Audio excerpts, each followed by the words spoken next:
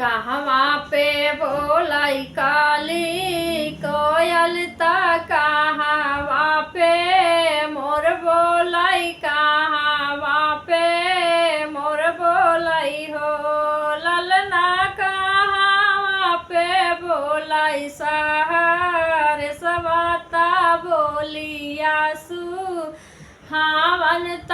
बोलिया सुहावना हो सहर सवाता बोलिया सुहावनता बोलिया सुहावन हो वृंदावन में बोलाई काली कोयल ताया वेद्या मोर बोलैया वेद्या मोर बोलै हो ललना पर्वत पे बोलाई सहर सवाता बोलिया सुहावनता बोलिया सुहावन हो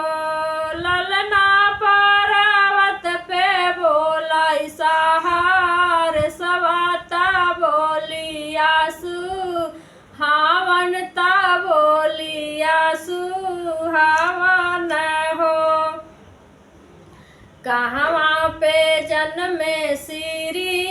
राम ता कहवा पे कन्हैया जन्मे कहवा पे कन्हैया जन्मे हो ललना कहवा पे जन्मे हनुमान तीना उघारे सोहर तीना उघारे सोहर हो ललना कहवा पे जन्मे हनुमान तीना उघारे सोहर तीना उघारे सोहर हो अयोध्या में जन्मे श्री राम मथुरा कन्हैया मथुरा कन्हैया हो ललना पर्वत पे जन्मे हनुमान तीना उघारे सोहर ता तीन उघारे सोहर हो अयोध्या में जन्मे श्री राम मथुरा कन्हैया जन्मे मथुरा कन्हैया जन्मे हो ललना पर्वत पे जन्मे हनुमान तीना उघारे मंगल तीना उघारे मंगल हो के करे ही जन्मे श्री राम ता के करे कन्हैया ता के करे कन्हैया हो ललना के करे ही जन्मे हनुमान तीना उघारे मंगल तीना उघारे मंगल हो कौशल्या के जन्मे श्री राम ता देवकी के कन्हैया जन्मे देवकी के कन्हैया जन्मे हो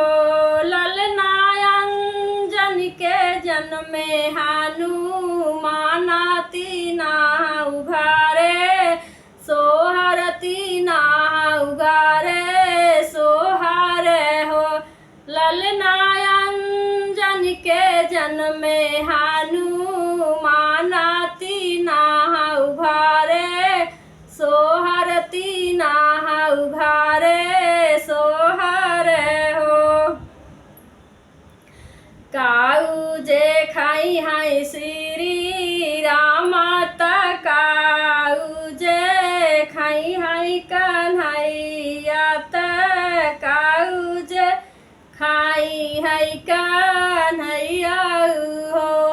ललना काऊ जे खाई है हनुमान तीना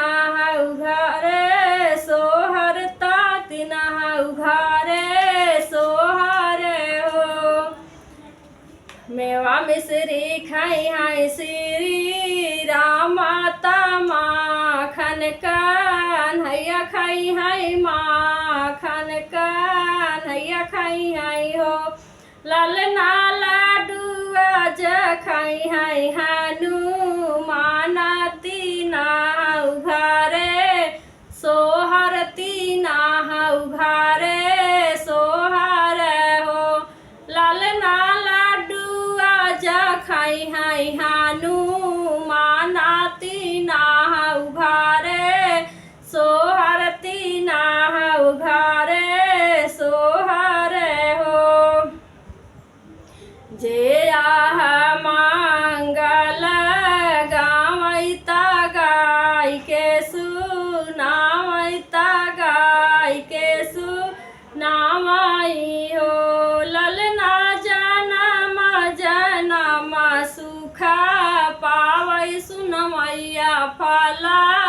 पावै सुनमैया फला पावई हो।